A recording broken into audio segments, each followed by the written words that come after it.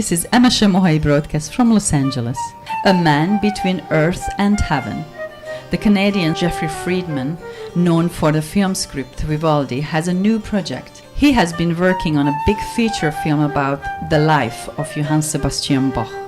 He has an international production team on board. The Bach Archive is enthusiastic about Freedman's new film project. We did have a co-producer in England.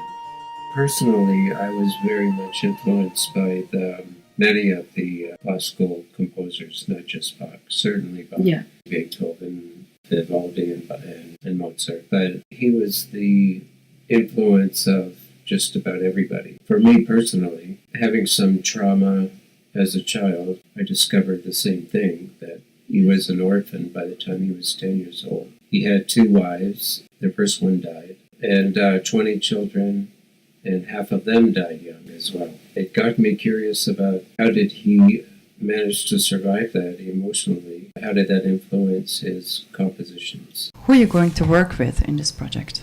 Sir John Gardner. He was knighted by the Queen. He's done so much for music in general, certainly in the United Kingdom, been helpful up to a point. Probably the most influential when it comes to somebody who knows the Bach history. And so he met us in Zurich. He says there's very little documented about Bach. Yes. So there isn't that much. When you ask where'd you get your information, you get a lot of what we call in English conjecture.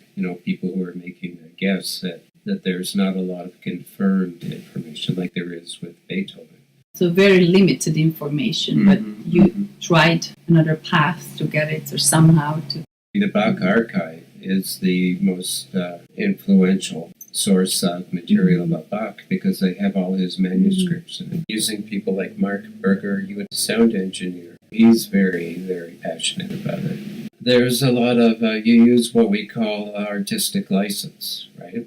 You use your intuition. When you know this person, but more than that, when you know their music, it's like when you know somebody, when you get to know somebody really well, you can make a guess at what they're going to do next.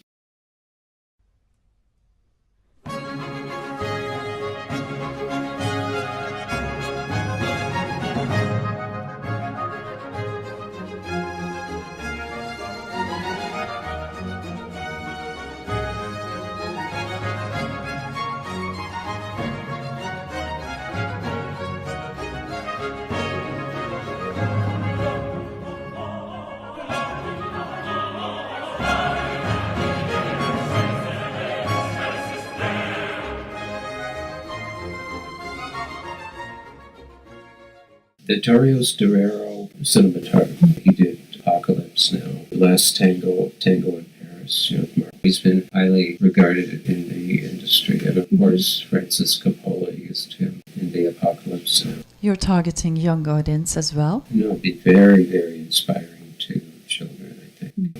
It's an amazing story. Bach as a child overcame a horrible childhood and tragedy in childhood. And there's also the Thomas Choir, we're very young and came from not great backgrounds. They're involved in that. And of course, it's Bach's own children, 20 of them.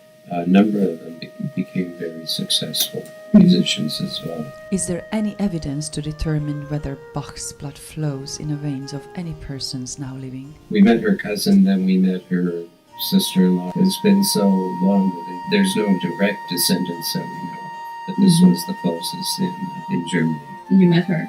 Yeah, so that's interesting. But that's interesting. Tell us about it. It's a long lineage because he had so many children. You never know which ones you're talking to who were really related, right? That one might have been that married somebody else and their children. Can we tell her name? I want to give her permission first. Okay. And we just want to certify that this is definitely who she is.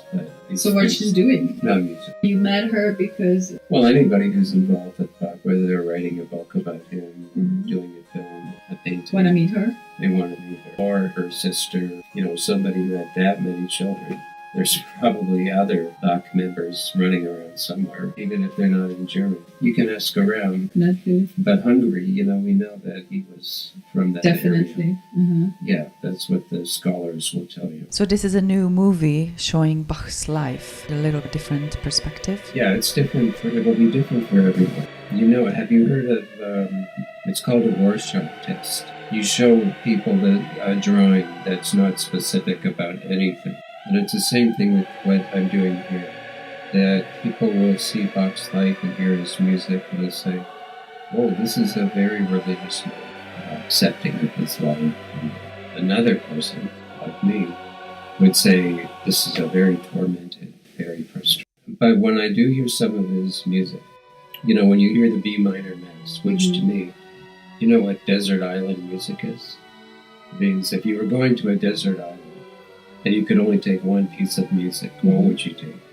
But for me, it would be the B minor Mass, because I think it has everything in it. It has everything in the universe in it.